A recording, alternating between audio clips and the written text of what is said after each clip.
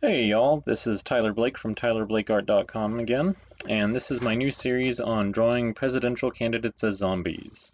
My quick disclaimer for anyone who wears sunglasses and earbuds for a living is that this is not intended to express hatred for any candidate or certainly not as a threat. This is just meant to inject some levity into what is sure to become a contentious political season, if it's not already.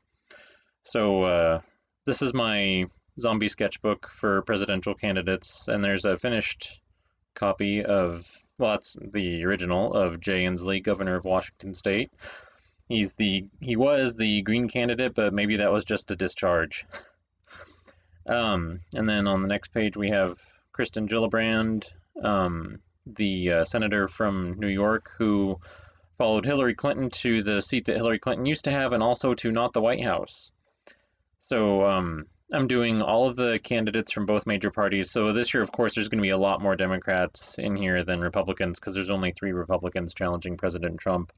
And then I'm also going to do as many of the third party candidates as I can. I think Kristen Gillibrand is my favorite one so far. I really like the way she came out. And as so like while I was doing, because I have everyone except for Donald Trump sketched out. Here's Eric Swalwell, who I'll be doing some work on a little bit later in the video.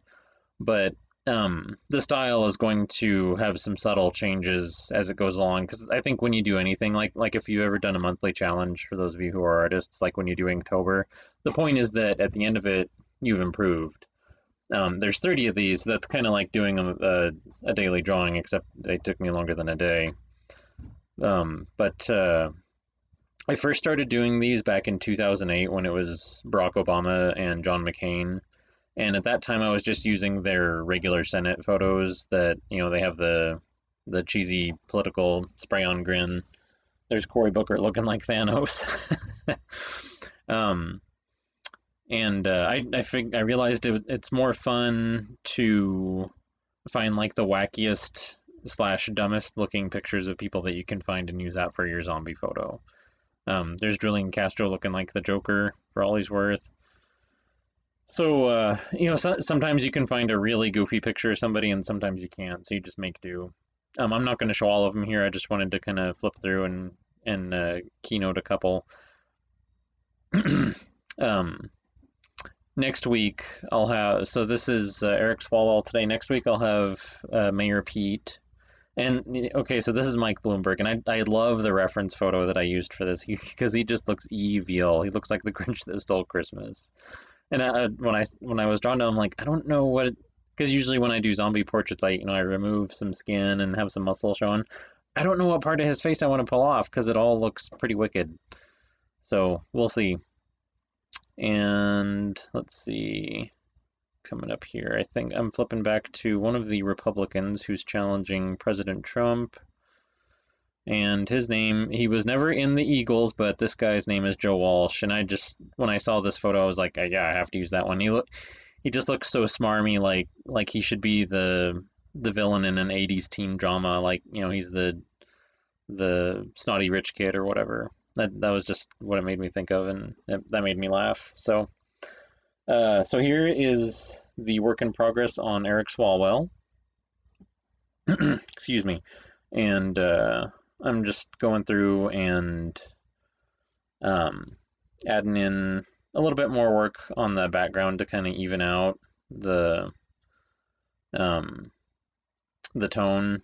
I'm going pretty loose and washy with backgrounds on these, and I'm doing part of the background with my Arteza Real brush pens and part of it with the artsy 42 color set that you can get on Amazon.com. I like both. I like the artsy set for doing the backgrounds mostly. I'm also using it for the washy backgrounds on my comic. And I'm flicking some red on the wet paper to let it kind of bleed, if you'll pardon the pun. And then I'm doing all of the work on the actual portraits with my Artezas. And there was something that was bothering me about it here, and I realized I hadn't done any shading on the tongue at all. It was just like somebody stuck a tongue sticker in his mouth. So I'm just adding the gray gradation on there to give it, make it look three-dimensional. And unfortunately, when I was doing that extra work on the background, the blessing and the curse of Arteses is that they differ from normal watercolor in that they stay water soluble after they're dry. Which for me is kind of nice because coming from Copic markers that are alcohol based, you can come back to those a year later and still work them and blend them with other colors. So it kind of, I think it kind of eased my transition into watercolor to have it be like that, but also like the curse part means that if you spill a little bit of water on it, it's gonna alter it. Like I don't know if you noticed, but on his ear there was a big white spot where it just lifted all the color off, and that really surprised me. So I'm gonna have to find a way to.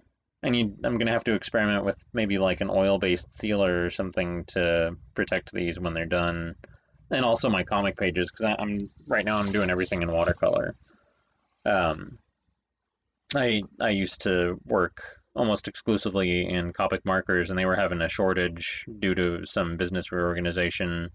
And I just, I can't wait around for months for them to get their stuff together. So I gave the Arteza Real brush pens a try, and I really like them. Actually, it's kind of like the tip that I always wish Copic had with a flexible nylon bristle brush. So tune in next week, same zombie time, same zombie channel, and thanks for watching.